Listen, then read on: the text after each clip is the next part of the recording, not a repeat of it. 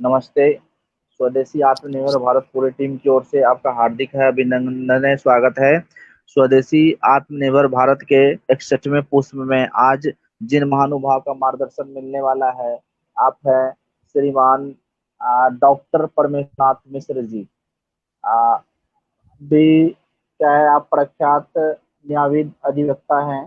स्वतंत्र दो भारत देश के एकमात्र अधिवक्ता जिसके द्वारा अयोध्या मुकदमे में की गई बहस पी.एन. मिश्राज हिस्टोरिक आर्गुमेंट इन श्री राम जन्मभूमि बाबरी मस्जिद डिस्ट्रीब्यूट के नाम से प्रकाशित हुआ है।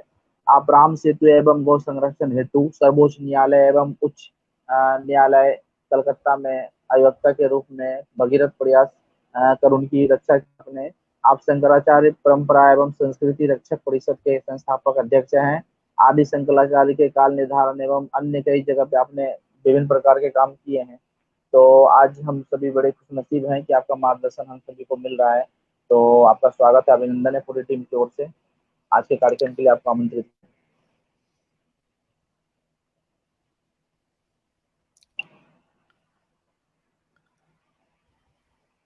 आज का विषय है आदि शंकराचार्य और भारत की एकता अखंडता में उनका योगदान।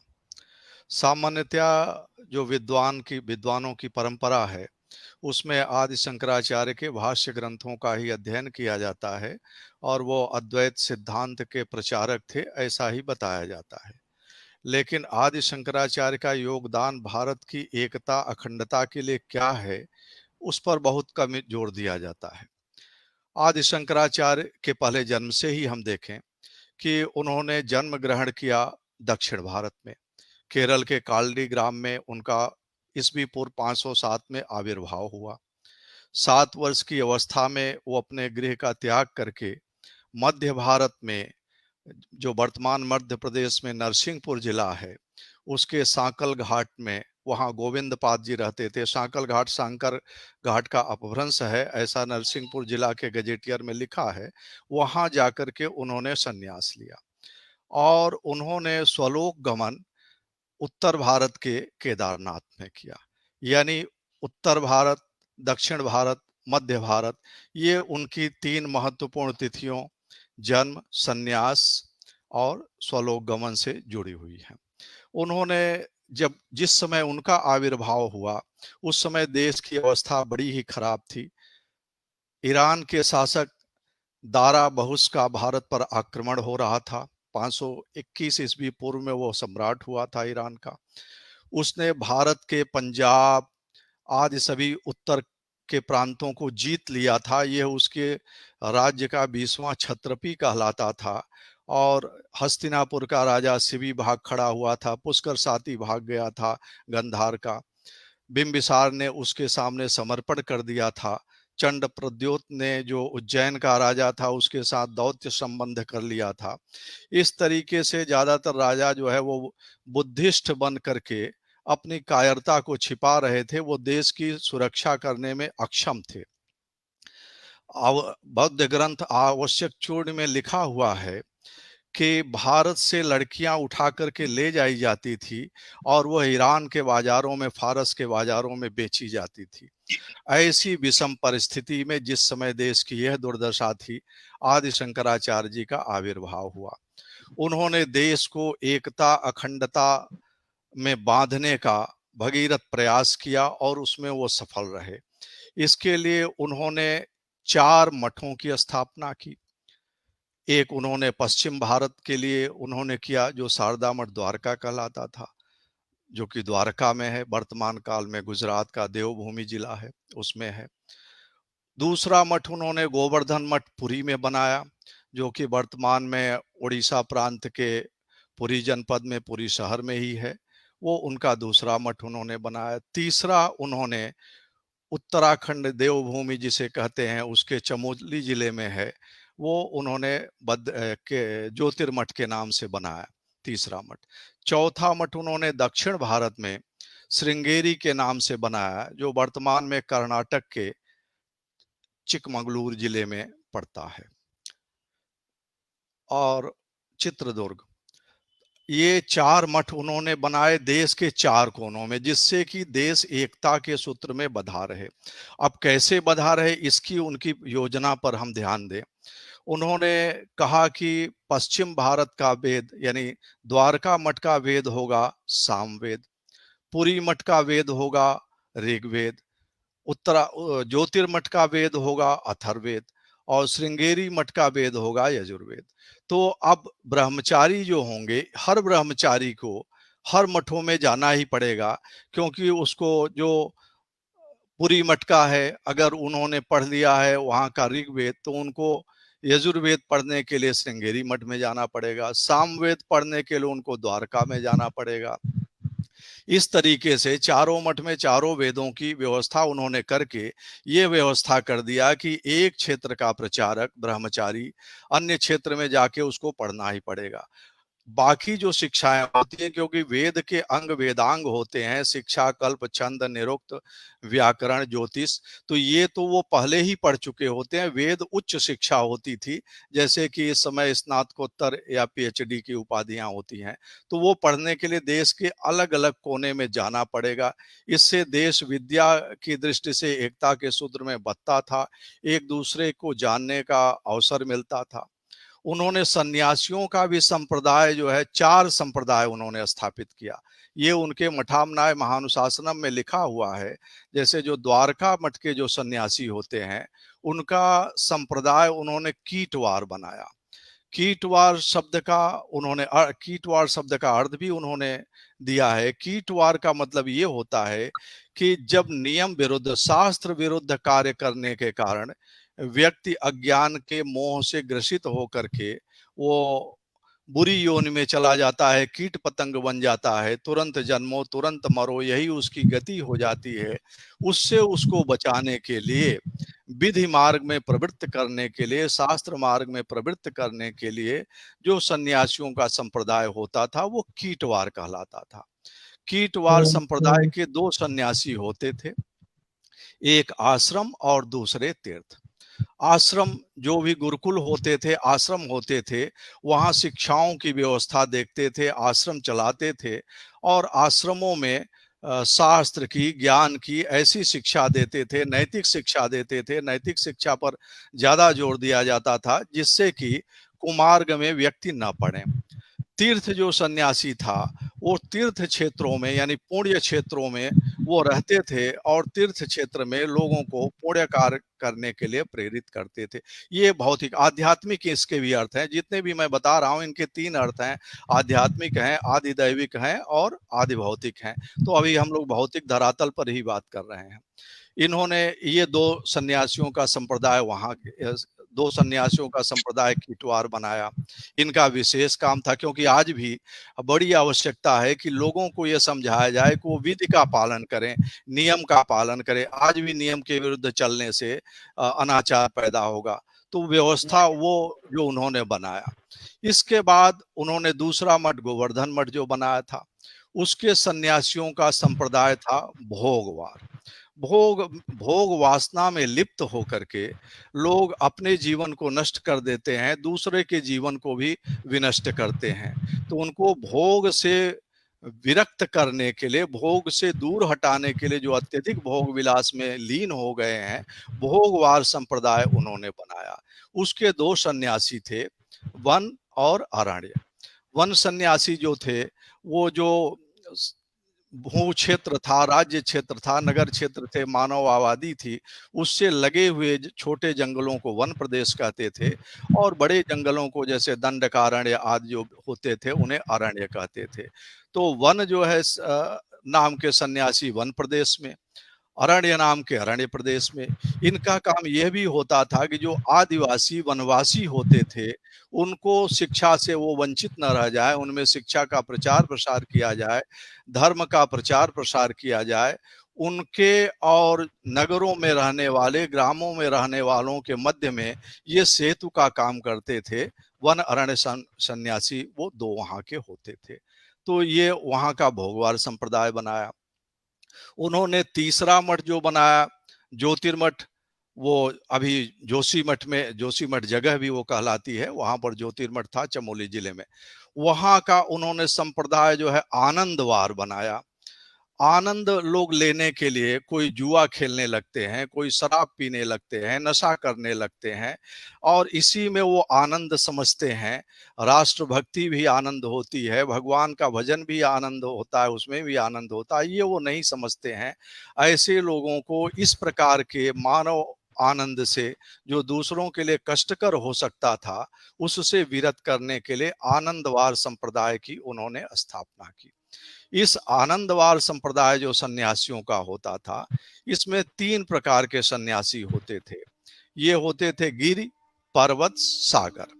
पर्वत वो सन्यासी होते थे जो कि घाटियों में रहते थे, जैसे कश्मीर की घाटी हो गई या केदारनाथ की घाटी हो गई। पर्वत के मूल प्रदेशों में जो रहते थे, वो पर्वत नाम के सन्यासी होते थे। ये समस्त पर्वतीय क्षेत्र में रहते थे, और वहां पर जो है वो वहां के वासियों में धर्म का, ज्ञान का प्रचार प्रसार करते थे। दूसरे जो गिरि होते थे, ये पर्वत की ऊंचाई पर, शिखरों पर रहते थे, और वहां पर जो भी लोग जाते थे उनके बीच, वहां रहते थे, उनके बीच में धर्म का प्रचार, उनको लोगों से जोड़े रहने का काम करते थे। और सागर नाम के जो सन्यासी होते थे, वो समुद्र तटीय प्रदेशों में सतत विचरण करते रहते थे, वहां की समस्याओं को देखते थे, वहां के लोगों को धर्म से जोड़ते थे। ये उनका कार्य होता था। चौथा मठ श्रृंगेरी का था। श्रृंगेरी का मठ जो चौथा बना, उसका संप्रदाय जो था सन्यासियों का, वो भूरिवार कहलाता था। भूर शब्द का अर्थ होता है स्वर्ण, यानी संपत्ति।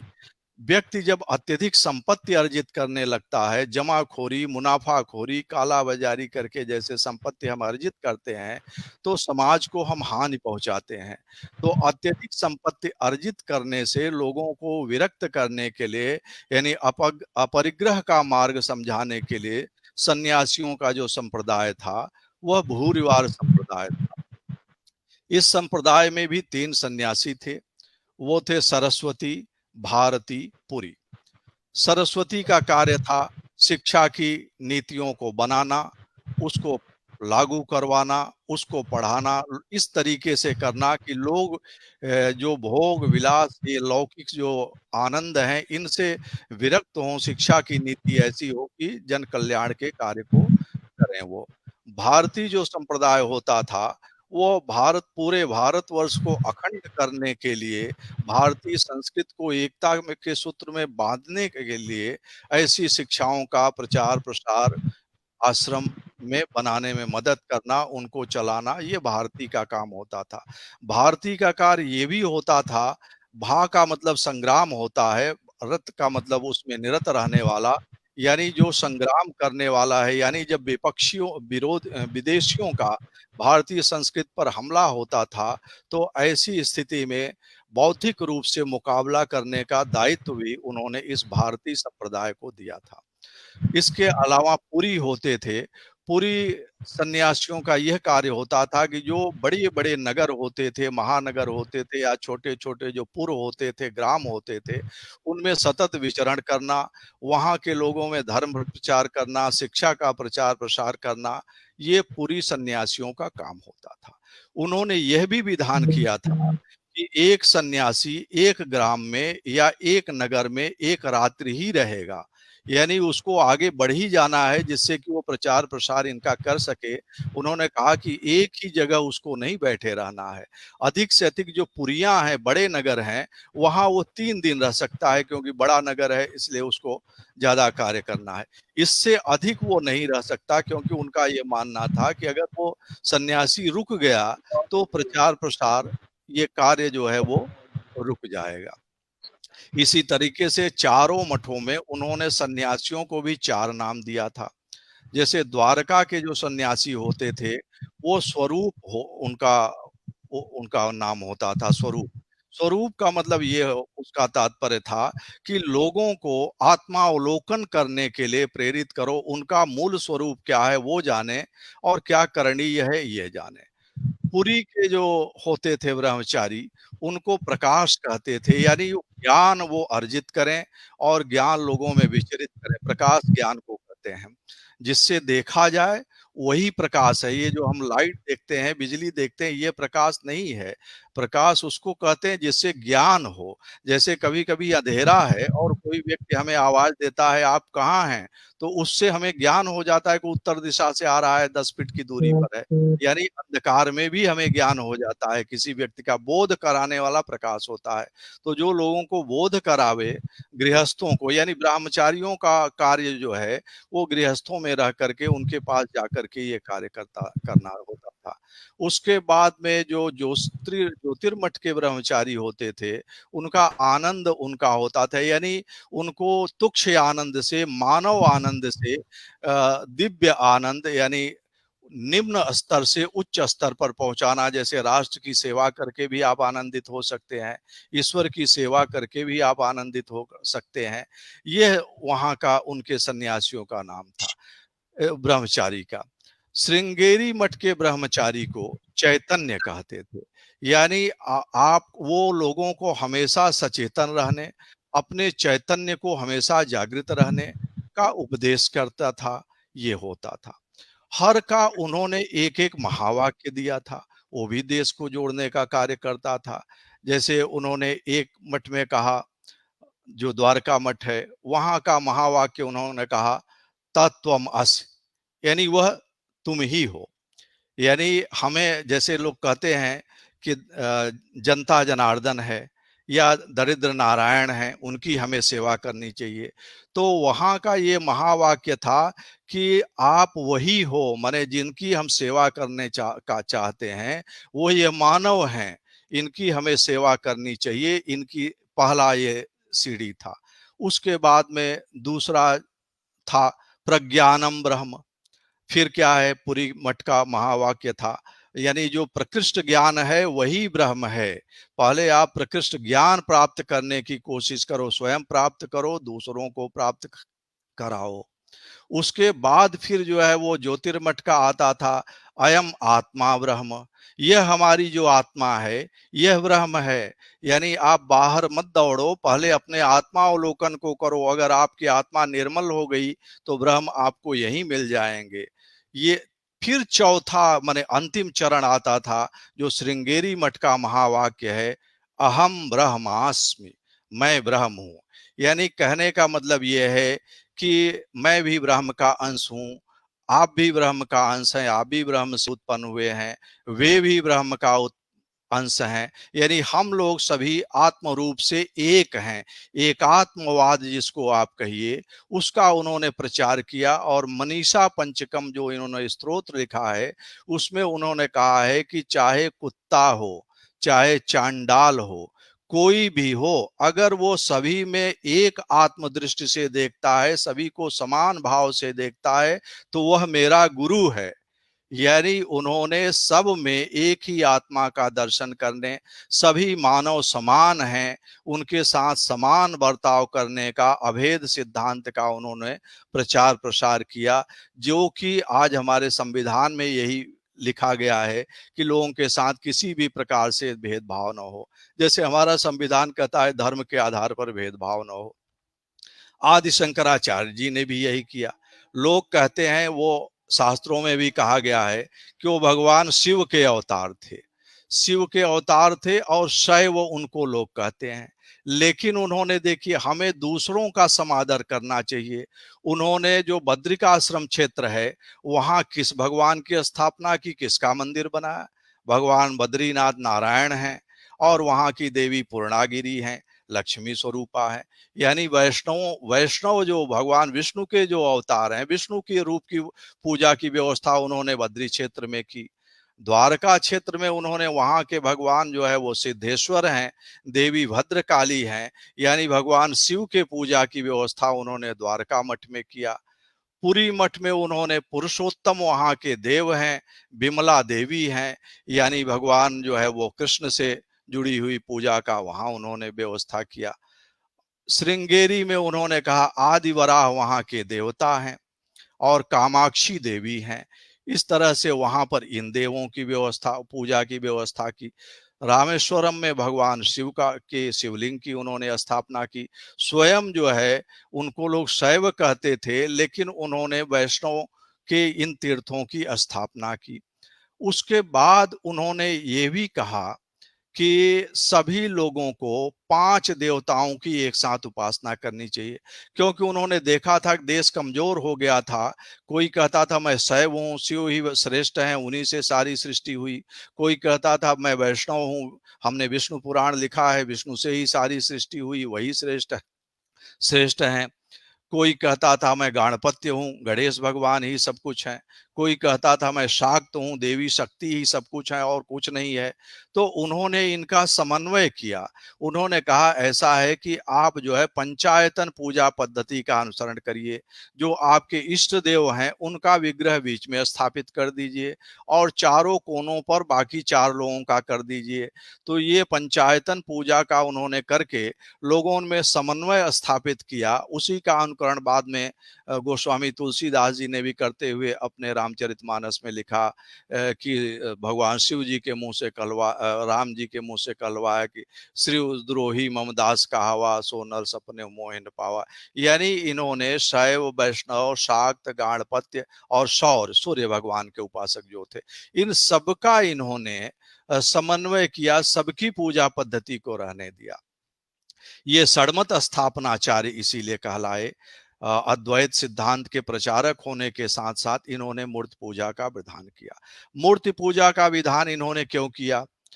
मूर्ति पूजा को क्यों इन्होंने बना रहने दिया? क्योंकि इनका सिद्धांत तो अद्वैत था।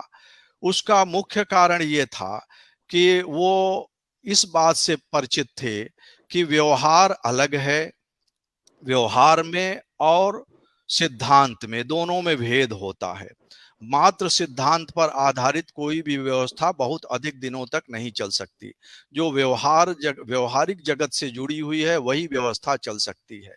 ये और किसी भी व्यवस्था को नष्ट करके दूसरी व्यवस्था को मजबूत नहीं किया जा सकता।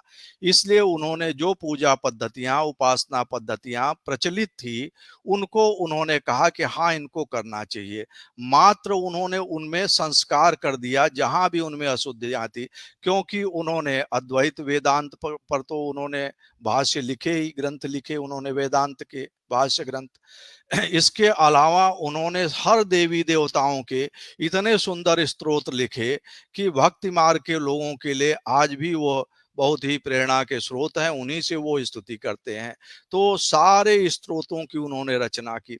यह प्रेरणा उन्हें सांडिल्य ऋषि से मिली थी, क्योंकि और सांडिल्य भक्ति सूत्र में यह कहा गया है कि सांडिल्य ने कहा है कि कश्यप ने कहा है कि खाली भगवत भक्ति से ही सब कुछ होता है, उसी से मोक्ष की, परम पद की, सुख की प्राप्ति हो जाती है। और भगवान बादरायण व्यास ने कहा है कि नहीं, ज्ञान से ही मुक्ति होती है, ज्ञान से ही मोक्ष होता है, ज्ञान से ही सुख मिलता है। तो शांडिल्य जी ने कहा कि ये दोनों चरम मार्ग हैं, ये दोनों एक दूसरे के पूरक हैं, न कि एक दूसरे से को के खंडक हैं। इन दोनों को मिला के ही चला जा सकता है, इन दोनों से ही हमें इस लोक में और परलोक में सुख मिलता है। क्योंकि वैशेषिक दर्शन में जो धर्म की परिभाषा दी गई है, धर्म क्या है? छोटी सी परिभाषा है कि जिससे इस जीवन में हमारी अभ्युन्नति हो और मरने के बाद हमें श्रेष्ठ लोकों की प्राप्ति हो, निःश्रेयस की प्राप्ति हो, वही धर्म है। यानी आज हमारे भारत का जो संविधान है, आज हमारी सरकारें जो नियम बनाती हैं, वो हमारे सभी धर्म के अंग हैं। और उन्होंने अपने मठामनाय महानुशासनम में ये भी कहा है, जैसे लोग कहते हैं धर्म और राजनीति, तो वहां उन्होंने ये कहा है कि धर्म के क्षेत्र में धर्माचार्य प्रमुख हैं और शासन के क्षेत्र में राजा प्रमुख हैं।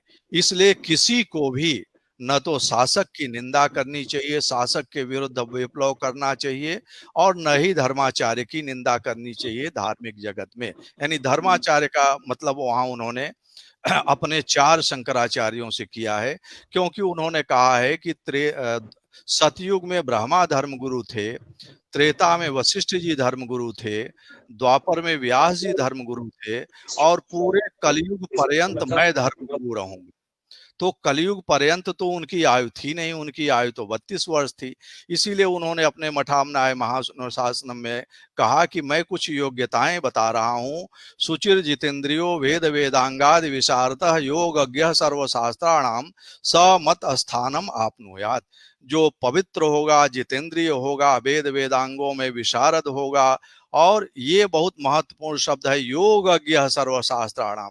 जब वेद वेदांग विशारद सबको तो उन्होंने कह दिया, तो योगज्ञ सर्वशास्त्राणाम का मतलब सभी शास्त्रों में, बौद्ध हो, जैन हो, हिंदुओं के पुराण हो, उपनिषद और जो भी हो, उन सब में जो सामंजस्य स्थापित रखने की बुद्धि वाला, स्थिर बुद्धि वाला जो होगा, वही मेरे सन्यासी, वही मेरे इस स्थान पर बैठ सकता है। और अगर अन्यथा कोई अयोग्य बैठ गया तो उसको जो है मनीषी गण यानी अन्य तीन शंकराचार्य पद से विस्थापित कर दें। तो ये इतनी योग्यताओं वाला जो आचार्य बैठेगा, उसको उन्होंने कहा कि वो मेरा ही स्वरूप होगा। इसीलिए इन चार मठों के शंकराचार्य, ये आज भी शंकराचार्य के नाम से जाने जाते हैं, क्योंकि ये शंकराचार्य की आज्ञा है। उन्होंने शासक को ही, जैसे भगवान कृष्ण ने गीता में कहा कि मैं मनुष्यों में नरेश हूँ, वैसे ही उन्होंने भी कहा कि शासक की निंदा करना बहुत गलत है। और उन्होंने ये कहा कि शासक से अगर दंड मिल गया आपको, आपने कोई पाप किया भौतिक जगत में और शासक ने दंड दे दिया, तो आपको यमलोक में यातना नहीं भुगतनी पड़ेगी। इसलिए अपने पापों को जो है जा करके अपने दुष्कृत्यों को शासन के समक्ष आप बताइए और उनसे दंड दंड लेके पाप मुक्त होइए। और अगर धार्मिक जगत में आपने कोई पाप किया है तो आचार्य के पास जाइए, उनको बताइए, वो आपको प्रायश्चित बताएंगे, उससे आप पाप मुक्त हो जाएंगे। यानी जो कुछ राजा को न बता सके आप, वो आचार्य को बता दीजिए, वो प्रायश्चित बताएंगे। इस तरीके आप अपने मन में किसी पाप को लेके, बुरे कार्य को लेके घुटते मत रहिए कि जिससे आप डिप्रेशन में जाएं, मानसिक अवसाद में जाएं। आप उसको कहिए, कहाँ कहिए, इसके लिए उन्होंने स्थान बताए हैं। राजा के पास जाइए, शासक के पास, या फिर जो है वो धर्माचार्य के पास जाइए। तो ये व्यवस्थाएं उन्होंने की। अब ये जो सन्यासी 10 नाम वाले होते थे, इनका कार्य था कि अपने अपने क्षेत्रों की सूचना लेना, लोगों के साथ मिलना जुलना, और वह सूचना अपने आचार्य के पास पहुंचाना। उन्होंने कहा था कि आचार्य भी अपने मठ में कभी हमेशा स्थायी न बैठें, वो भी विचरण करते रहें, और जब धर्म की हानि हो तो बहुत ही सक्रिय हो जाएं। जब जब भी आचार्य जो है वो प्रमाद से युक्त हुए हैं, तभी जो है वो अधर्म बढ़ा है, तभी हम गुलाम हुए हैं। तो आचार्यों को भी उन्होंने कहा है कि बहुत ही सक्रिय रहें, और राजा अगर विरोधी हो तो जो है उन्हें उसको समझावें कि क्या करना चाहिए। उन्होंने कहा कि ये जो मैं मठ बना रहा हूं, इसमें धन संपत्ति आएगी, लेकिन आचार्य का कार्य है कि उसका कुछ भी उपभोग न करे। वह जैसे कमल रहता है समुद्र में या जल में, तालाब में, कमल के पत्ते पर जल बिंदु नहीं ठहरता, उसी तरीके से संपत्ति बिंदु जो है आचार्य के पास नहीं ठहरना चाहिए। वो ये सारे संपत्तियों को जन कल्याण में लगावे, लोगों को जन कल्याण के लिए प्रेरित करे। उन्होंने अपने महानुशासनम और अन्य ग्रंथों के माध्यम से इष्ट की अपेक्षा पूर्त पर अधिक जोर दिया। पूर्त कहते हैं जन कल्याणकारी कार्य। जो भी जन कल्याणकारी कार्य हैं, उन्होंने कहा वो अत्यधिक किए जाएं। वो अद्वैत वेदांत के अनुयायी थे। कहते हैं सन्यासियों के लिए प्राचीन ग्रंथों में कहा गया है कि कोई कर्म शेष नहीं रहता, लेकिन आदि शंकराचार्य ने सभी सन्यासियों के लिए कर्म विहित कर दिया। और जब उन्होंने देखा कि अत्याचार हो रहा है और शासक दुर्बल हो गए हैं, ये विधर्मियों का मुकाबला नहीं कर रहे हैं, तो उन्होंने नागा सेनाओं को बनाया। अपने सन्यासियों को ही नागा उन्होंने बना दिया, और वो सन्यासी युद्धरत रहे। उन्हें उन्होंने यह भी उपदेश दिया कि अगर किसी समय ऐसा अवसर मिले कि जनता आपको समर्थन नहीं दे रही है, आपको धन नहीं दे रही है सीधे तौर पर, तो आप कुछ लोग ही सन्यासी से गृहस्थ बन जाइएगा और आप अवश्य धर्म के लिए लड़िएगा। उनके इसी उपदेश के कारण जब मुस्लिम शासकों का अत्यधिक आतंक होने लगा, तो उन नागा सन्यासियों में से, इन 10 नामी सन्यासियों में से 7 नामधारी सन्यासी, गिरी, पुरी और आधे भारती, माने सरस्वती तीर्थ आश्रम को छोड़ के बाकी 7 में से 6.5 यानी आधे भारतीय और बाकी अन्य, ये सभी घरबारी जो है सन्यासी कहे गए, जिनको आज हम गोसाई कहते हैं। इन लोगों का यही कार्य था। अगर आप इतिहास को देखेंगे, जगन्नाथ सरकार आज ने हिस्ट्री ऑफ दशनामी सन्यासी लिखा है, अगर इसको आप देखेंगे तो इन्होंने जो इनके अखाड़े बने थे, अटल, आवाहन, अग्नि, जूना, ये सब अखाड़े बने, तो ये जो घरबारी सन्यासी होते थे, ये संतान उत्पन्न करके उनको नगा सैनिक बनाते थे लड़ने के लिए, और खेती बाड़ी करके लोगों से मांग करके उन सैनिकों को, हमारे धर्म योद्धाओं को ये संपत्ति पहुंचाते थे। कहते जब मूर्तियां भंग की जा रही थी, तोड़ी जा रही थी, तो लोग अपनी मूर्तियों को बचाने के लिए इन अखाड़ों को दे देते थे। एक समय कहा जाता है कि आवाहन अखाड़े के साथ 1 लाख मूर्तियां चलती थी, यानी 1 लाख मूर्तियों को बचा के वो ऊंटों पर, हाथियों पर लाद के हमेशा चलते रहते थे। इन्होंने हमारे धर्म को, जहां भी हमारे मंदिर तोड़े जाने होते थे, हर जगह ये जा करके लड़ते थे, आक्रमण करते थे। हिम्मत सिंह गिरी आदि ये गोसाई बहुत प्रसिद्ध इतिहास में योद्धा रहे, लड़ाके रहे। ये परिव्राज सम्राट के नाम से भी जाने गए। किसी समय इन्होंने राज्य पर कब्जा करके राज्य भी किया था। इसलिए ये मानना कि सन्यासी कोई शासक नहीं हो सकता, ये शंकराचार्य की धारणा के विरुद्ध है। उन्होंने सन्यासियों को भी शासन करने की विशेष समय में छूट दी थी। ये कितने प्रगतिशील थे। उन्होंने ये भी कहा है, स्त्री नारी शिक्षा के प्रति और नारियों के प्रति, वो नारी सम्मान के प्रति बहुत सजग थे। जब उनका मंडन मिश्र के साथ शास्त्रार्थ हुआ था, तो उस समय मंडन मिश्र की धर्मपत्नी भारती को उन्होंने निर्णायिका बनाया था। बहुत से लोग कहते हैं कि स्त्रियों की उपस्थिति में वेद नहीं पढ़ना चाहिए, लेकिन शंकराचार्य जी के कार्यों से देखिए, क्योंकि एक ही मंत्र जो ऋग्वेद अथर्ववेद दोनों में है, द्वापर्णा सयुजा सखाया, इस पर 17 दिन दोनों का शास्त्रार्थ हुआ था। तो यह मंत्र की, इस मंत्र की आवृत्ति कई बार हुई होगी, और वैदिक शास्त्रार्थ ही था, वैदिक मंत्रों का कई बार जो है वो उच्चारण हुआ होगा। तो भारती जी के ही सामने तो हुआ, वही तो निर्णायिका थी, उन्होंने ही तो निर्णय दिया। उन्होंने ये भी कहा कि सन्यासी नारायण का स्वरूप है, अगर उसके पिता भी आ जाएंगे उसके सामने, तो उसके पिता ही उसको प्रणाम करेंगे।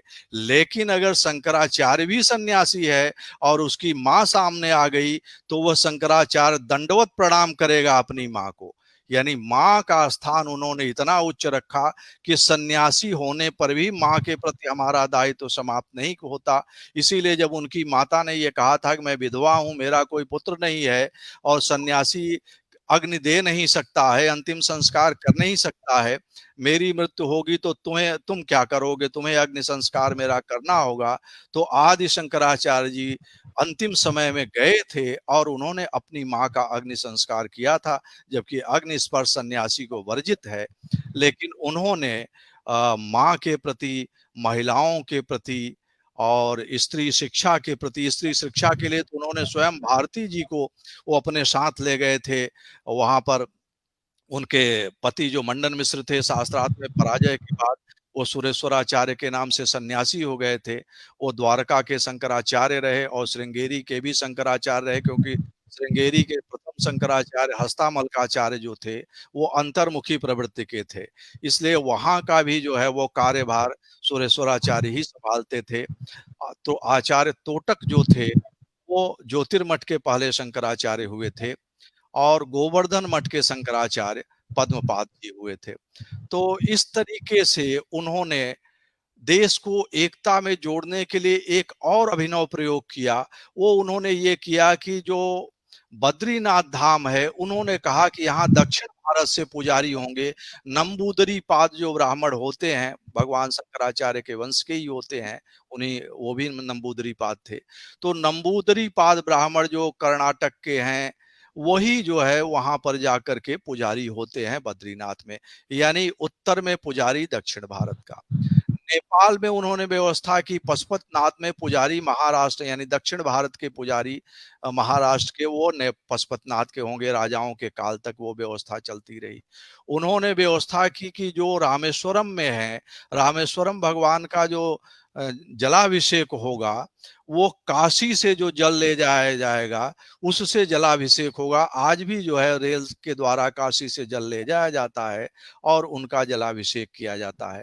तो इस तरीके से उत्तर का पुजारी दक्षिण में, दक्षिण का पुजारी उत्तर में, पूर्व का पश्चिम में, इस तरीके से उन्होंने देश को पुजारियों के माध्यम से, सन्यासियों के माध्यम से, विद्यार्थियों के माध्यम से जोड़ा। उन्होंने ये देखा कि राजाओं का छोटा छोटा राज्य होता है, ये राज्य विस्तार के लिए परस्पर लड़ते रहते हैं, इनके सामने कोई भी एक धरातल नहीं होता कि जहां पर ये बैठ करके मिल करके विचार कर सकें। इसलिए उन्होंने अपने मठों को धर्म राजधानी कहा। ये सम्राट सुधर्मा जो उस समय माहिष्मति के राजा थे, चौहान वंश के 5वें शासक थे, उन्होंने अ, ये एक शासनादेश जारी किया था जिसने सुधर्मा का ताम्रपत्र कहते हैं, युधिष्ठिर शक संवत 2663 का है, यानी 475 ईस्वी पूर्व का है। उसमें उन्होंने कहा कि ये चार हमारी धर्म राजधानियां हैं। मतलब उत्तर भारत के अंतर्गत जो भी क्षेत्र हैं, कुरु पांचाल, ये सब जितने उत्तर दिशा के हैं, कश्मीर, कंबोज, ये सब जो है वो उत्तर दिशा के क्षेत्रों की धर्म राजधानी ज्योतिर्मठ है। दक्षिण दिशा में जितने हैं, कर्नाटक, केरल, आंध्र, द्रविड़ जिसको तमिलनाडु कहते हैं, ये सभी देश जितने भी हैं, इनकी धर्म राजधानी श्रृंगेरी मठ है। उन्होंने पूर्व क्षेत्र के जो भी हैं, अंग, बंग, कलिंग, उत्कल और असम, ये सब जितने भी पूर्व क्षेत्र के जो देश हैं, उन्होंने कहा कि उस समय जिसको हम प्रदेश कहते हैं या जनपद कहते हैं, वो एक राज्य को देश कहते थे। तो उन्होंने कहा ये सभी देश जो है वो इसके पुरी मठ की इनकी धर्म राजधानी होगी। उसी तरीके से उन्होंने द्वारका को कहा, द्वारका की धर्म राजधानी द्वारका है, सिंधु की, सौवीर की, सौराष्ट्र की, इन सब जनपदों, इन सब राज्यों की, देशों की है। तो इसका मतलब ये था कि उनके समय में सिंधु भी भारत में था जिस समय, इसलिए सिंधु सौवीर को उन्होंने द्वारका मठ के अंतर्गत रखा। धर्म राजधानी स्थापित करने का एक लाभ ये होता था कि उस राज्य के जितने भी शासक होते थे, जगत गुरु होने के नाते शंकराचार्य उनके गुरु होते थे, और उनके यहाँ गुरु पूर्णिमा पर, गुरु पूजा पर सभी शासकों को जाना पड़ता था उस क्षेत्र के। तो वहाँ मिल बैठ करके विचार विमर्श हो जाता था, और जो है वो गुरु की आज्ञा से लोग जो है सामंजस्य स्थापित करके रहते थे, प्रजा के कल्याण का साधन करते थे।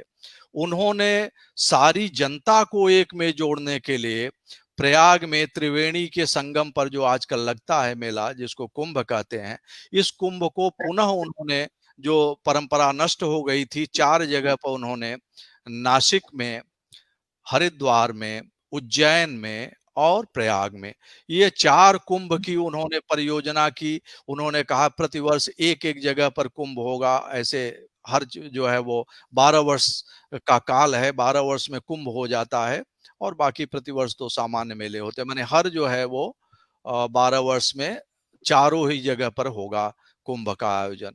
तो इस तरीके से वहां भारी संख्या में जनता जुटती थी, सभी धर्माचार्य आते थे, सभी को धर्म मार्ग में प्रवृत्त होने की सबको प्रेरणा दी जाती थी, और सभी जो है वो धर्म मार्ग में प्रवृत्त होते थे। ये वहां पर जो है कार्य होता था। वहीं पर सभी धर्माचार्य, धर्म संसद होती थी, सभी धर्माचार्य बैठते थे, आगे के लिए क्या व्यवस्था हो, कैसे धर्म की रक्षा की जाए, देश की रक्षा की जाए, संस्कृत की रक्षा की जाए, उसकी योजनाएं वहां बनती थी। और अब वहां से योजनाओं को लेकर के लोग अपने अपने क्षेत्रों में फिर चले जाते थे। तो इस तरीके से उन्होंने इन कुंभ के माध्यम से पूरे देश में एकता स्थापित करने की उन्होंने योजना जो बनाई वो सफल रही। उन्होंने ये कहा कि गंगा सागर में जाना अनिवार्य है, चारों धाम में जाना अनिवार्य है, बिना इनमें जाए जो है मोक्ष नहीं होगा, कल्याण नहीं होगा। तो चारों धामों में की यात्रा, गंगा सागर की यात्रा हो गई, जिससे देश के कोने कोने का भारतीय उन क्षेत्रों में जाता है।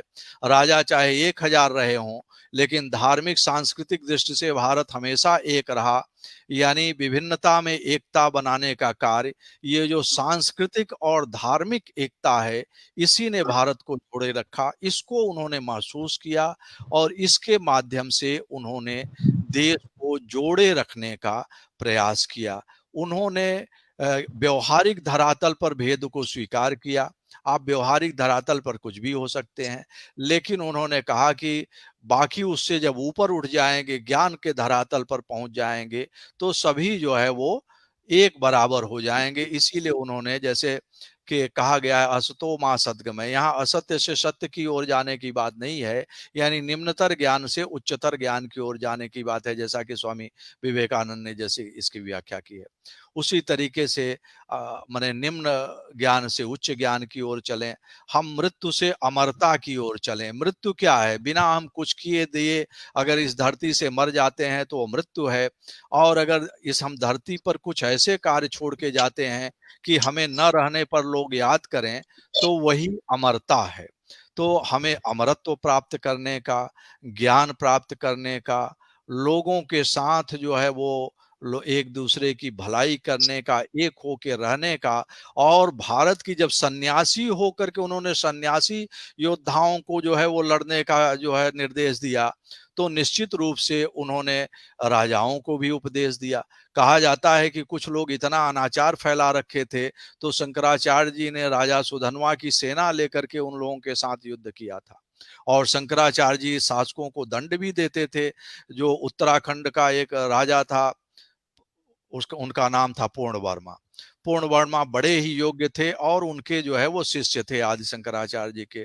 उन्होंने ब्रह्मसूत्र भाष्य में कहा है कि जैसे वंध्या का पुत्र होता है, अगर कोई कहे तो यह असंभव है, वैसे ही राजा नहीं है पूर्ण वर्मा, यह भी असंभव है। पूर्ण यानी पूर्ण वर्मा राजा का अस्तित्व है। लेकिन छांदोग्य उपनिषद भाष्य में उन्होंने लिखा कि सर्वगुण संपन्न पूर्ण वर्मा के न रहने से यह राजवंश जो है मृत प्राय हो गया। तो इसका कारण ये था कि वो एक दिन राजा के यहाँ गए हुए थे, और राजा अपने महल में नहीं थे। उन्होंने सोचा पूर्ण वर्मा शिष्य है, मर गया, तो उसके घर में चलते हैं, बेटा उसका होगा। बेटे जो है उनके वासुदेव थे, वो थे नहीं। वासुदेव बहुत ही घमंडी थे, वासुदेव नाम था तो अपने को विष्णु ही मानने लगे थे। तो वो थे नहीं, कहीं गए थे। रानी ने उनका स्वागत किया। भोजन करने के बाद शंकराचार्य जी उनके बिस्तर पर सो गए। वो आए, देखे शंकराचार्य जी साधु को अपने बिस्तर पर सोए, उन्होंने तलवार चला दिया। राजा की तलवार शंकराचार्य जी की बाह पे लग गई। ये जो है वो हिमालयन गजेटियर में इसका उल्लेख है, इस घटना का। वो लग गया तो जो है वो उनके बाह से कहते हैं दूध की धारा निकली, तो राजा डर गया। उसने क्षमा मांगने लगा, क्षमा मांगा, तो उन्होंने कहा शंकराचार्य जी कि देखो, कुछ पीढ़ियों के बाद तुम्हारा वंश समाप्त हो जाएगा, लेकिन तुमने क्षमा मांगी है तो यहाँ से चले जाओ, राजधानी को छोड़ दो। उसकी राजधानी वहीं होती थी, ज्योतिर्धाम कहलाता था। राजधानी वो छोड़ करके कत्यूरी कार्तिकेयपुर चला गया। वहां कई पीढ़ियों तक उसके वंशज राज्य के, फिर नष्ट हो गया। अन्य शाखाओं के लोग राज्य करते रहे, वो कत्यूरी कहलाए। वो जो ज्योतिर्धाम जो उसका राजमहल था, वही इस समय नरसिंह मंदिर है, वही मूल ज्योतिर्मठ है। उसके भीतर ज्योतिर्मठ है, वहां के 21 आचार्यों के नाम भी अंकित हैं। तो इन सब माने वो कहते थे कि शासक और आचार्य में अनुग्रह और निग्रह दोनों करने का की शक्ति होनी चाहिए। वो लोग वरदान भी दे और उन्हें जो है वो दंडित भी करने की सामर्थ्य रखता हो। तो इस तरीके से हमने कुछ विचार किया आदि शंकराचार्य का देश की एकता और अखंडता के लिए क्या योगदान रहा। उनसे हम शिक्षा लेकर के जब एक सन्यासी कर्म मार्ग में प्रवृत्त हो सकता है, तो हमें तो कर्म मार्ग में प्रवृत्त होना ही चाहिए, और देश की एकता, अखंडता, सांस्कृतिक विरासत, धरोहर को संजोए रहना चाहिए। शंकराचार्य जी कितने सजग थे कि भगवान बद्रीनाथ की मूर्ति को जो है तप्त कुंड में फेंक दिया गया था, वहां से अपनी धरोहर को निकाल करके उन्होंने पुनः बद्रीनाथ जी को स्थापित किया था। ऐसे ही जगन्नाथपुरी में भी घटना है। ऐसे इस तरीके से उन्होंने किया। सारे जगहों पर उन्होंने शंकराचार्य परंपरा के बड़े बड़े मठ उनके द्वारा स्थापित किए गए। कांची में उनका कांची मठ है।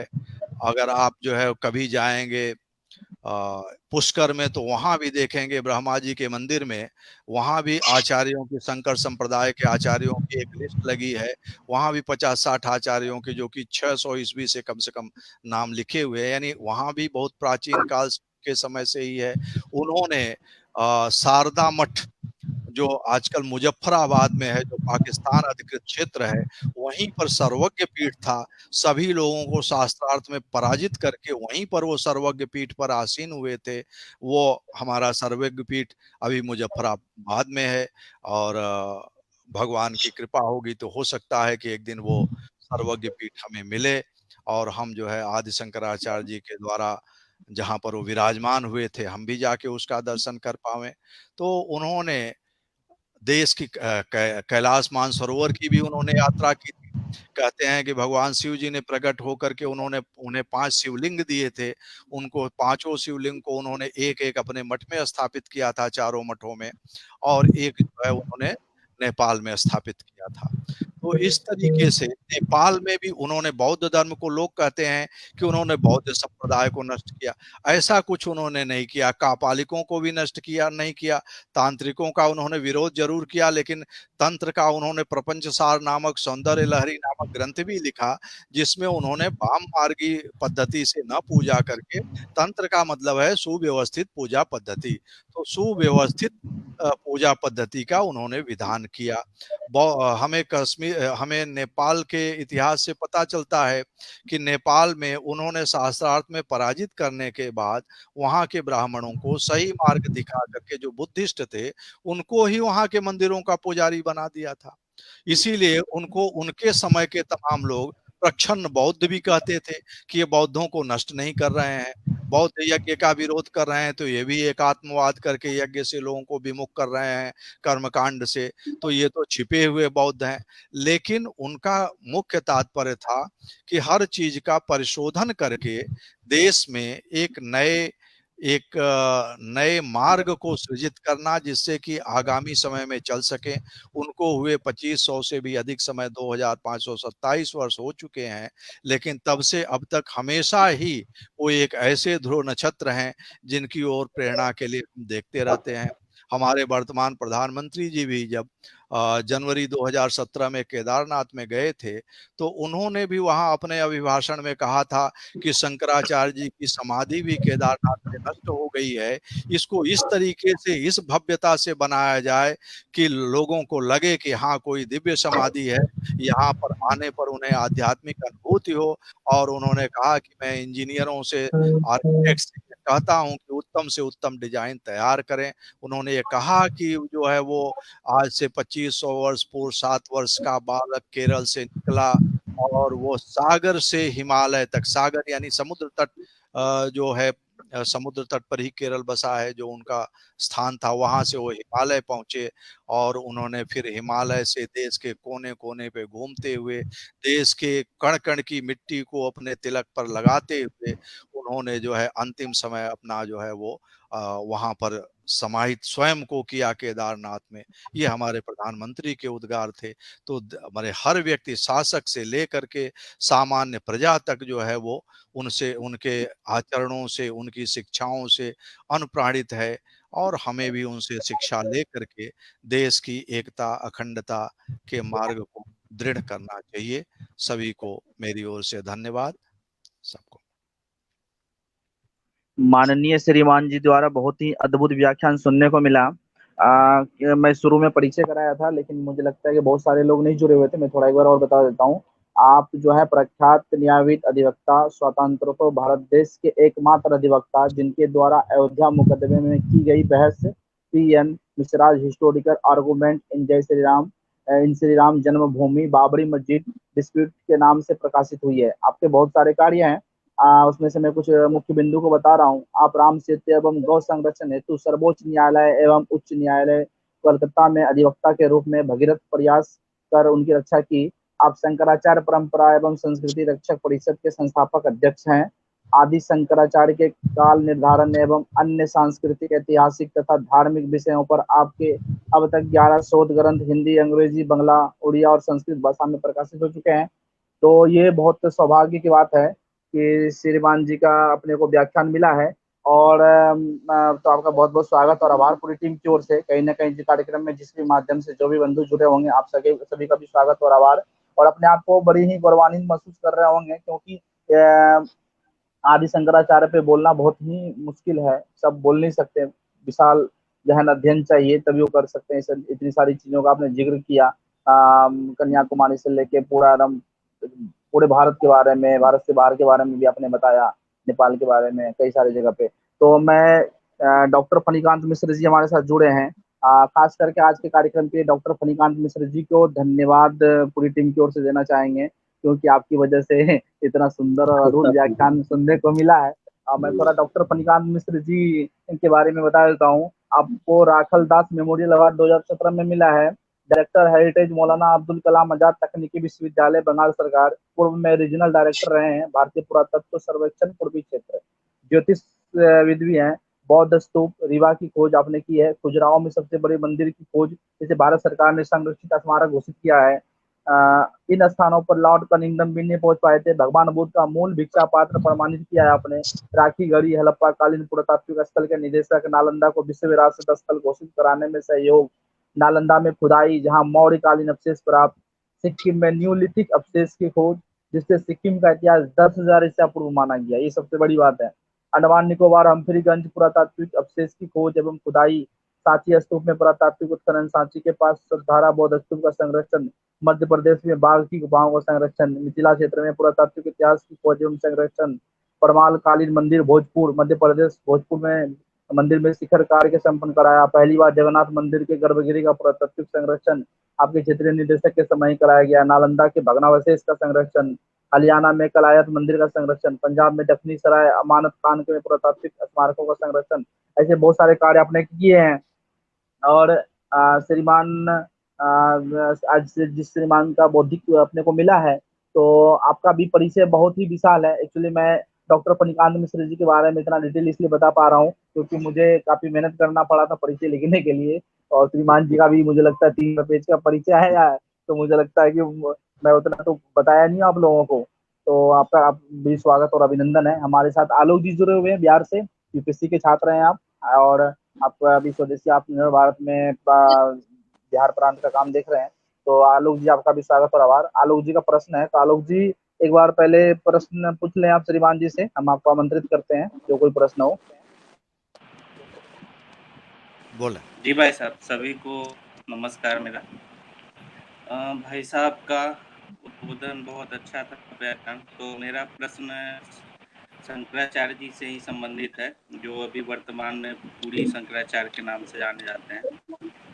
तो उन्होंने उनका भी एक व्याख्यान मैंने सुना था। तो उन्होंने कहा कि नरसिम्हा राव के समय भी उनके पास प्रस्ताव आया था अयोध्या नगरी में मंदिर प्लस कुछ और का प्रस्ताव आया था उनके पास। तो जो निश्चलानंद स्वामी जी हैं अपने पुरी के शंकराचार्य, बाकी 3 शंकराचार्य ने तो उस पत्र पे साइन कर दिया था, लेकिन अपने पुरी के शंकराचार्य जी ने अपना वीटो पावर लगाते हुए उस प्रस्ताव को उन्होंने रोक दिया था। लेकिन अभी वर्तमान में हुआ कुछ वैसा ही है। नरेंद्र मोदी जी के सरकार ने मंदिर प्लस कुछ और का मतलब है मस्जिद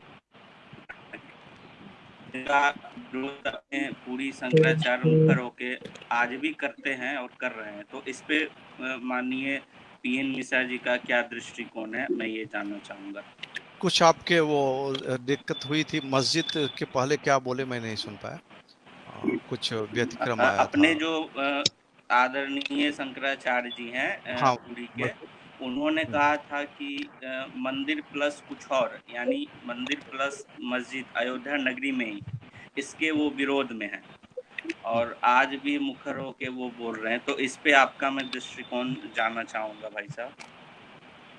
देखिए, ऐसा है कि एक विचारधारा है। पुरी के महाराज जी की अपनी विचारधारा है।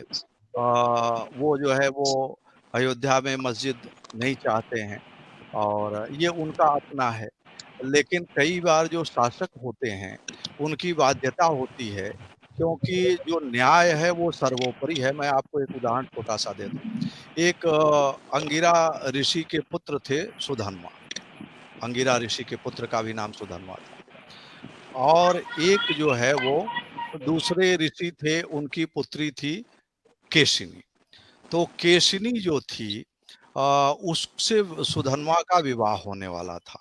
लेकिन उसको विरोचन उठा ले गया। जो प्रहलाद का पुत्र था, प्रहलाद महाराजा थे, विरोचन उठा ले गया। तो सब सारे ऋषियों की सभा हुई कि हमें क्या करना चाहिए। तो ऋषियों ने यह कहा कि देखो, न्याय करने का अधिकार तो शासक को, राजा को ही दिया गया है, इसलिए हमें राजा के पास ही चलना चाहिए, उन्हीं से न्याय मांगना चाहिए। तो सभी राजा के पास गए। उन्होंने कहा कि ये ब्राह्मण पुत्र विवाह करना चाहता था, और लेकिन आपके पुत्र ने अपहरण कर लिया, वो कह रहे हैं मैं विवाह करूंगा। तो प्रहलाद ने उस पर जो है विचार किया। उनके पुत्र ने कहा मैं राज विप्लव कर दूंगा, लेकिन प्रहलाद ने कहा कि नहीं, मुझे निर्णय तो करना ही पड़ेगा।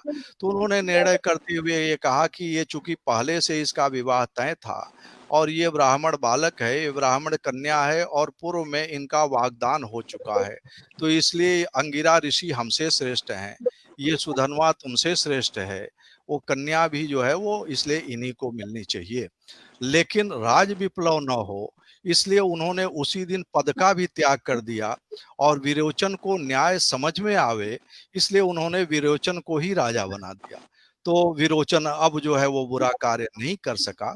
तो जो भी किसी भी धर्माचार्य को न्याय करने का अधिकार हमारे ग्रंथों ने भी नहीं दिया है, अपने विचार रखने का है, और न्याय जो है वो राजा करते हैं। तो राजा वर्तमान में जो है वो कोई राजा तो है नहीं, एक शासन तंत्र है। उस तंत्र में राजा के न्याय करने का कार्य सुप्रीम कोर्ट करता है, वो सर्वोच्च अदालत है, और वो जो है वो मनुष्यों में उसे ही जो है वो देवता माने। और जो न्याय हो गया है, उस न्याय का तो चाहे ऋषि हो या कोई भी हो। एक और घटना आपको बता देता हूँ कि एक जो है शंख और लिखित बहुत बड़े शांडिल्य ऋषि के पुत्र थे, ये स्मृतकार हैं। तो ये दोनों ने शंख लिखित स्मृति लिखी। एक बार शंख के घर में लिखित गए, तो उस समय शंख घर में नहीं थे। लिखित को भूख लग गई, तो उन्होंने उनके आम के फल को तोड़ के खा लिया। शंख लौट के आए तो उन्होंने कहा अरे ये किसने खाया? बोले मैंने खाया। तो बोले ये हमारी तुम्हारी स्मृति के अनुसार, विधान के अनुसार तो ये चोरी हो गई, मेरी अनुपस्थिति में तुमने खा लिया। तो बोले ये तो चोरी तो हो गई। तो बोले चलो फिर दंड लिया जाए, हमारे स्मृति तो हमने लिखा है, लेकिन दंड देने का कार्य तो राजा का है। तो वो सूर्यवंशी राजा सुदुम्न के पास गए, और उन्होंने कहा कि मुझे दंड कर दीजिए, मैंने अपने भाई की चोरी की है। तो राजा हंसे, उन्होंने कहा ऋषिवर क्या आप बोल रहे हैं, क्या दंड है, भाई का ले लिए होगे? बोले नहीं, हमारे दंड विधान के अनुसार ये चोर चौर कर्म है। तो राजा ने कहा ठीक है, अगर ये आप मानते हैं कि राजा को दंड देने का अधिकार है, तो राजा को क्षमा करने का भी अधिकार है, जाइए मैंने आपको क्षमा कर दिया। तो लिखित ने कहा नहीं, ये गलत है। क्या सामान्य व्यक्ति को भी आप क्षमा कर देते? सामान्य चोर को तो आप क्षमा नहीं करते, इसलिए मेरा कद ऋषि का देखते हुए आप क्षमा कर रहे हैं, मुझे दंड दीजिए। तो बोले तो बताइए दंड विधान क्या है आपके अनुसार? तो उन्होंने कहा दंड विधान ये है कि मेरे दोनों हाथ काट दिए जाए। तो राजा ने कहा ठीक है। तो उन्होंने अपने दोनों हाथ कटवा लिए। कहने का मतलब ये है कि हमारे धर्माचार्यों को न्याय का अधिकार हमारे धर्मशास्त्र ने भी नहीं दिया है। न्याय का अधिकार जो है वो शासन की जो है न्याय शक्ति को है। इसलिए जो है वो जो न्याय हुआ है उसे हमें स्वीकार करना पड़ेगा। अपनी बात विरोध जाहिर करने का है, हो सकता है सुप्रीम कोर्ट की कभी 5 जज से 10 जज बेंच बैठ जाती है। हो सकता है किसी दिन ऐसा भी निर्णय हो जाए कि नहीं, मस्जिद वाला जो पोर्शन है वो गलत है, उसको हटा दिया जाए। ये भी हो सकता है भविष्य में।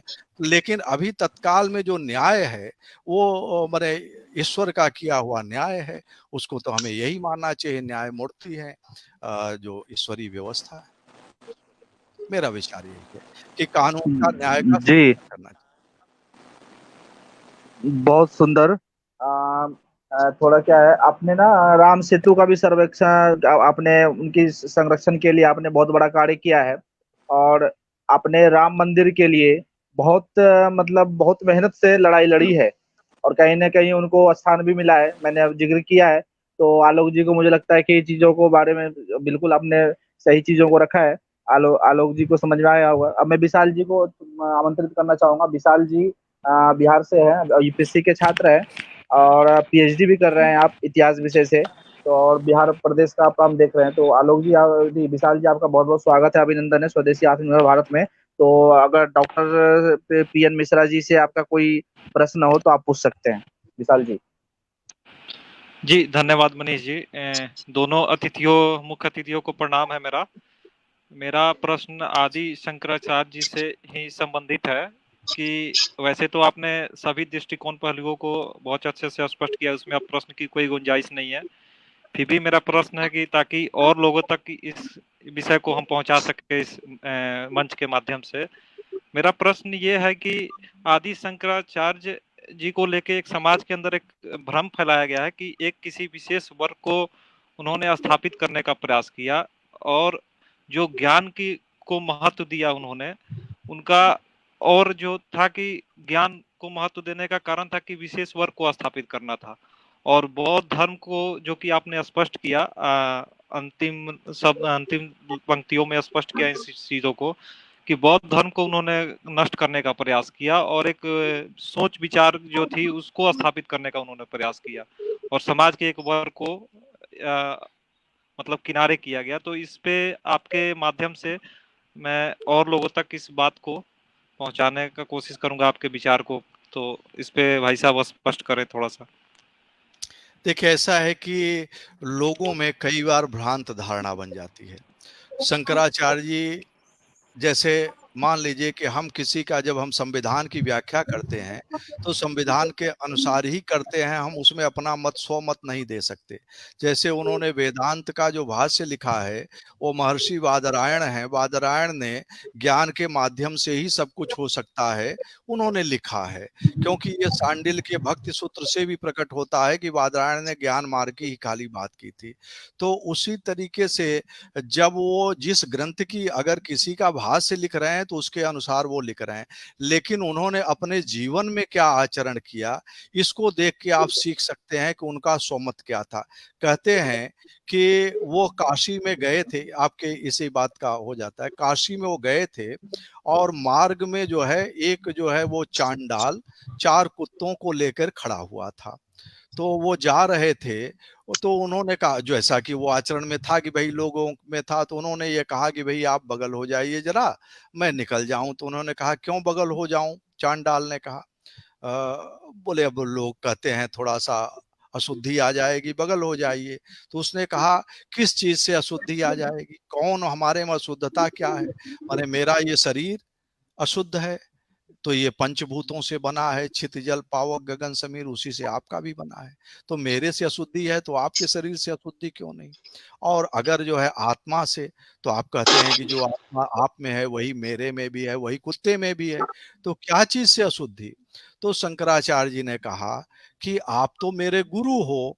और वो चांडाल डोम और उसके पैर पर शंकराचार्य जी पड़ गए और उन्होंने कहा कि आप मेरे गुरु हो, मेरी भेद बुद्धि को आपने आज से मेरी मिटा दिया, जो कुछ भी अभी मेरे अंदर भेद बना हुआ था लोक व्यवहार में उसको आपने मिटा दिया। मैंने मनीषा पंचकम का जिक्र किया था, उसी के बाद उन्होंने वो मनीषा पंचकम लिखा है कि कुत्ता चांडाल सब हमारा गुरु है जो सम बुद्धि समभाव सब में रखता है। तो अब इसके बावजूद भी अगर लोग कहें कि एक वर्ग को उन्होंने स्थापित करने का प्रयास किया तो क्या कहा जा सकता है?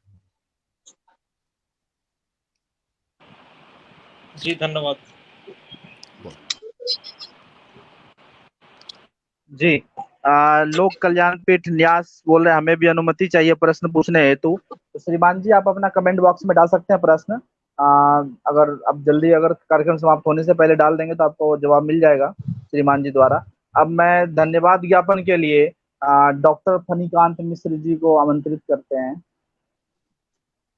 धन्यवाद मनीष जी, आपको मतलब बार बार धन्यवाद कि आपने आज ये गोष्ठी का आयोजन कर और एक बहुत ही विद्वत भाषण लोगों को सुनाया और समझाया। मैं समझता हूं कि शंकराचार्य पर इस तरह का कार्य बहुत कम लोगों ने देश पे किया है, जैसे मिश्र जी ने किया है। डॉक्टर पीएन मिश्रा जी का जो ये शोध है बहुत ही अद्भुत शोध है और इसमें इन्होंने बहुत अच्छे ढंग से हम लोगों को समझाया कि कैसे शंकराचार्य ने अपनी सारी ज्ञान को, अपनी सारी परंपरा को, विचार को पूरे देश में कैसे स्थापित किया। लोगों को जानकारी है कि शंकराचार्य ने इस तरह से आए और ऐसे 4 धाम बने, ये बने, लेकिन इसके पीछे विस्तृत गूढ़ शास्त्रीय क्या मत था उसको आपने बहुत सहज भाव में हम लोगों को बताया। इसके अलावा सबसे अद्भुत चीज आपने ये बताई, जो कि विशाल जी इस बात से सहमत होंगे, कि उन्होंने सब धर्म को शरण दिया। उन्होंने ये नहीं कहा कि भाई हमारा अगर ये धर्म चल रहा है तो इसमें किसी को हम शरण नहीं देंगे। उन्होंने शैव, वैष्णवायत और शाक्त ये तीनों को तो स्थापित किया ही, और इसके साथ साथ उन्होंने नेपाल में बौद्ध धर्म के जो बुद्धिजीवी थे उन लोगों को भी स्थापित किया, और उनको उसी नेपाल में जो पशुपतिनाथ मंदिर है उस मंदिर का पुजारी बना दिया। इससे आप ये फील कर सकते हैं कि कितना उनमें लिबरल एटीट्यूड था, फैनेटिक नहीं थे वो।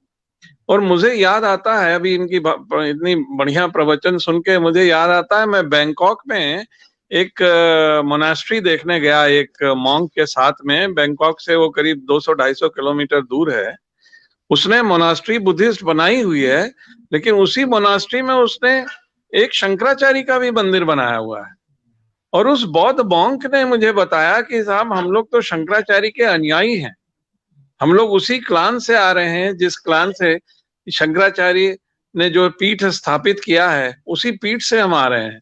तो अभी आपके भाषण से मुझे बहुत क्लियर हुआ, और मुझे ऐसा लगता है कि ऐसे विद्वान बहुत कम हैं हमारे देश में जिन्होंने इतनी गूढ़ता से कार्य किया है। मेरी जब इनसे चर्चा हुई तो मैंने कहा कि पुरातत्वीय दृष्टिकोण से मेरा भी बहुत रुचि है कि मैं इस विषय पर कार्य करूं, क्योंकि हमारा पुरातत्व जो है ये प्योर साइंस है।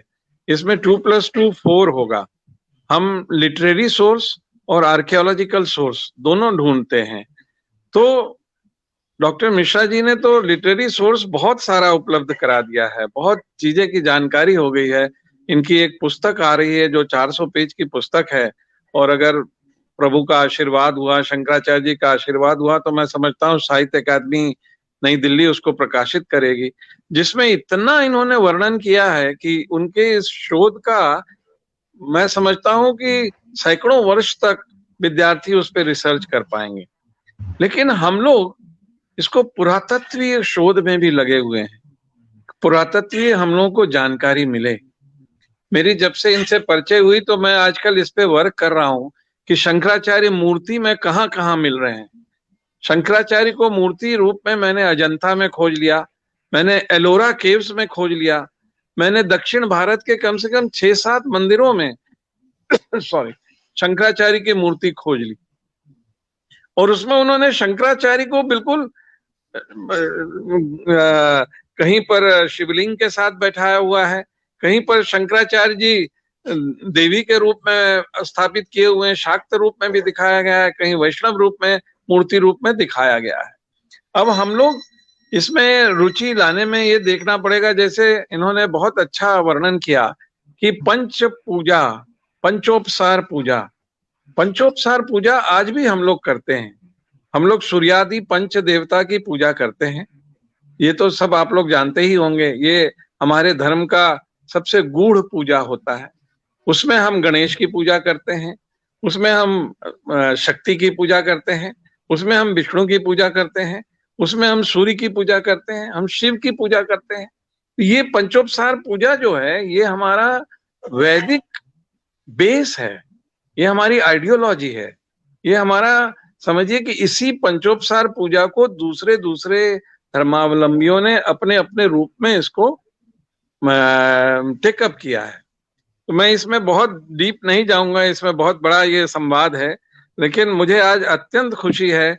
मनीष जी को मैं बहुत बहुत धन्यवाद देता हूं कि ऐसे एक विद्वान को इस गोष्ठी में आपने लाया है, जिससे हम समझते हैं जिन किसी ने भी इनकी भाषण को गोष्ठी में सुना है उनको बहुत लाभ प्राप्त हुआ है।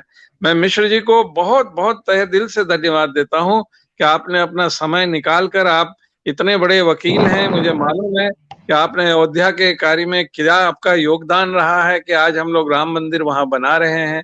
ऐसे महान व्यक्ति को यहाँ हम लोग पाके धन्य धन्य हैं। आपका ऐसे ही शोध प्रकाशित होता रहे, लोगों के समक्ष आए, और आप फिर इस तरह की गोष्ठी में शामिल हों, यही मेरी अपेक्षा है। धन्यवाद। मैं एक प्रश्न एक्चुअली आ गया है। एक्चुअली क्या है, डॉक्टर विक्रम देव आचार्य जी, अब जौनपुर जो वीर बहादुर सिंह पूर्वांचल विश्वविद्यालय है, आप वहाँ पे अध्यक्ष, विभाग अध्यक्ष हैं और कार्यक्रम में आपका मार्गदर्शन भाग मिलता है। और आप क्या है, पतंजलि में काफी बड़े स्तर पे योग में आपका बड़ा प्रसिद्धि है। तो मैं जोड़ नहीं पाया हूँ आपको, लेकिन कहीं ना कहीं आप थोड़ी नाराजगी लग रहे हैं। तो श्रीमान जी का एक प्रश्न है, मैं स्क्रीन पे शो कर रहा हूँ। आदि गुरु शंकराचार्य जी विश्वकर्मा वंशी शिल्पी ब्राह्मण थे, किंतु आज समाज में शिल्पी ब्राह्मणों को प्रतिष्ठा क्यों नहीं दी जाती है? शिल्पी ब्राह्मण का तात्पर्य क्या है, मैं समझ नहीं पाया, आप कहना क्या चाहते हैं? हम लोगों ने जो पढ़ा है कि वो शंकराचार्य जी जो है वो केरल के कालडी गांव के रहने वाले थे और वो नंबूदरी पाद ब्राह्मण थे।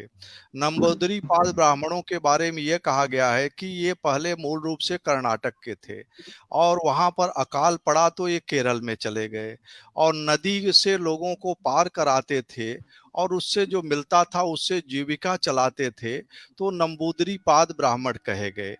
और ये विश्वकर्मा वंशी शिल्पी ब्राह्मण ऐसा हमारे ज्ञान में नहीं है। ये नया चीज है। ये वो हाँ तो एक कलाडी कोंगू के थे और कोंगू में हाँ उस टाइम चेर डायनेस्टी का ये राज डायनेस्टी था। का राज था। हाँ, उनके समय में हाँ, एक वे जो है वो जी माने विक्रम नाम जी के राजा थे उस समय, जी गंगवंशी। कोंग देश और जो है वो गंगावाड़ी, ये दोनों मिल करके जी एक ही कहलाता था। कर्नाटक का जो क्षेत्र था, गोदावरी वगैरह का क्षेत्र, वो गंगावाड़ी कहलाता था और ये केरला का थोड़ा सा सालेम वगैरह जिला जो है इधर में, आंध्र का और थोड़ा सा तमिलनाडु का, ये मिल करके कोंगो देश कहलाता था। उसके वो थे और वो ब्राह्मण थे। उनके वंश के जो नंबूदरी हैं अभी भी हैं। एक तो सीपीएम के बहुत बड़े नेता थे नंबूदरी पाद जी, हम लोगों ने उनका नाम सुना था। तो अब शिल्पी ब्राह्मण थे ये मेरे जानकारी में नहीं है। अगर स्रोत जो है वो बताएंगे वो प्रोफेसर साहब, तो आगे हम इस पर नहीं, जान। डॉक्टर विक्रम साहब की जो मतलब क्वेश्चन है, इसको जरा हम लोग और क्लियर समझें। शिल्पी ब्राह्मणों में शिल्पी क्या ब्राह्मण कहाँ से आया, ये समझना पड़ेगा। हाँ, समझना पड़ेगा। इनका अब उद्भव जैसे कहाँ से हुआ? विश्वकर्मा शिल्पी ब्राह्मण, माने इसको लोक भाषा में क्या कहते हैं वो स्पष्ट करें तो हम ज्यादा बता पाएंगे। हाँ, विश्वकर्मा शिल्पी को लोक भाषा में क्या बोलते हैं? हमने अभी विश्वकर्मा शिल्पी ब्राह्मण नहीं सुना, क्योंकि ब्राह्मणों के बारे में हमने ब्राह्मणोत्पत्ति मार्तंड और जाति भास्कर और यहाँ के वो नदिया के एक पंडित ने कास्ट इन इंडिया, बाकी हमारे मत्स्य पुराण आदि में जो जातियों का विवरण है, हमने जो है वो गोत्र प्रवर मंजरी जो है वो कर्नाटक से बहुत पहले एक विद्वान ने लिखा था कन्नड़ में, उसका भी इंग्लिश अनुवाद मंगवा के हमने पढ़ा तो सब है।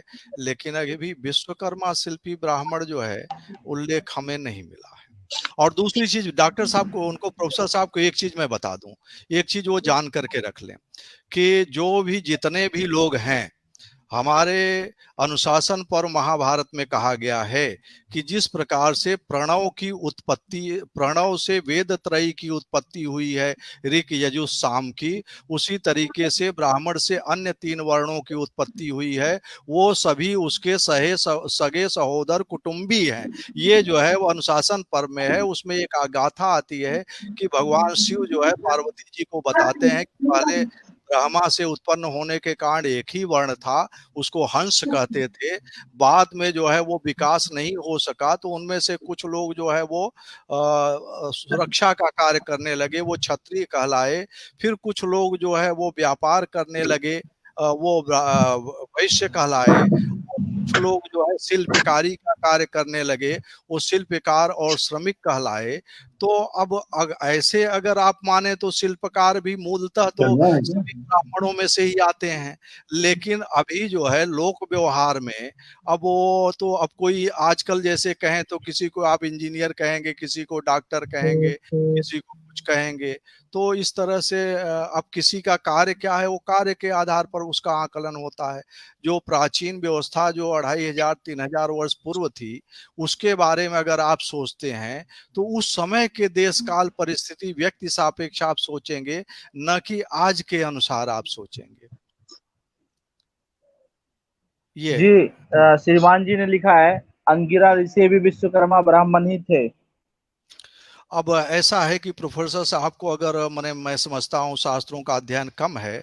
ऐतरेय ब्राह्मण में लिखा हुआ है कि ब्रह्मा जी का जो के द्वारा जो है जब मैंने सृष्टि करनी थी तो ब्रह्मा जी के शरीर से जो वीर्य प्रवाहित हुआ वो अंगारे पर गिरा और उस अंगारे से मरीचि ऋषि, अंगिरा ऋषि, ये सब ऋषि उत्पन्न हुए। ये अमैथुनी सृष्टि थी।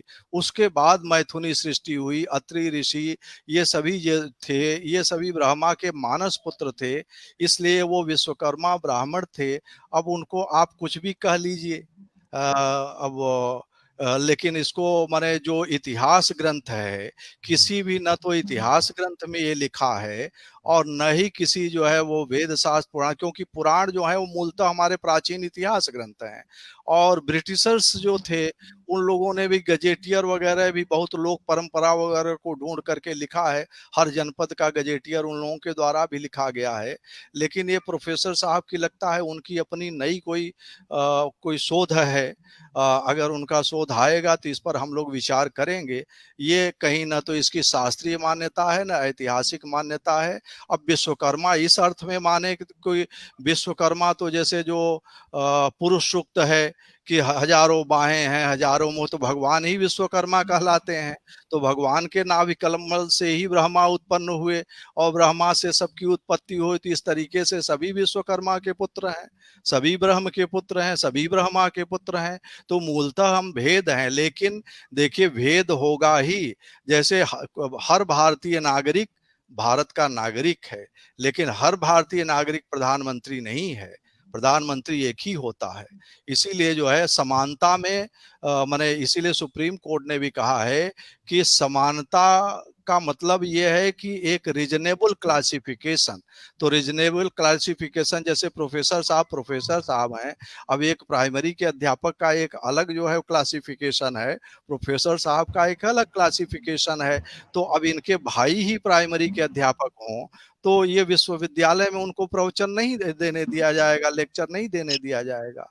तो इस तरीके से योग्यता के आधार पर जो है वो हर व्यक्ति का मूल्यांकन करना चाहिए, न कि ये ढूंढने का प्रयास करना चाहिए कि कौन क्या था कौन क्या नहीं था। अब ऐसे तो सूर्यवंशी राजा कलमस पाद ही जो है चांडाल बना दिए गए थे। तो अब उसका क्या मतलब। अब इसका हमारे यहाँ हमेशा योग्यता की पूजा हुई है। महर्षि बादरायण व्यास जो थे उनकी जो माता जी थी सत्यवती जो है वो मत्स्य कन्या थी, माने वो तो माने चतुर्थ वर्ण की थी। लेकिन वेद व्यास जी के द्वारा सारे लिखे हुए पुराण जो है वो माने जाते हैं और उनकी वंदना पहले हम व्यास वंदना करते हैं। और ये जो शंकराचार्यों की परंपरा है इनमें भी उनको गुरु कहते हैं। नारायण पद्मभौम वशिष्ठम से लेकर के पराशर और व्यास, उसके बाद शंकराचार्य जी आते हैं। तो हमने जन्म के आधार पर हमने किसी को सम्मान नहीं दिया है। व्यास जी जो है वो अपने योग्यता गुण के आधार पर सम्मानित हुए और राजा कलमसपाद अपने अवगुण के आधार पर अपमानित किए गए। तो ज्ञान प्राप्त करना चाहिए, न कि ये ढूंढना चाहिए कौन क्या था कौन क्या नहीं था। जो हमारे इतिहास में परंपराओं में है उसको मानना चाहिए और ज्ञान अर्जित करना चाहिए। व्यास जी ज्ञान से पूज्य हुए।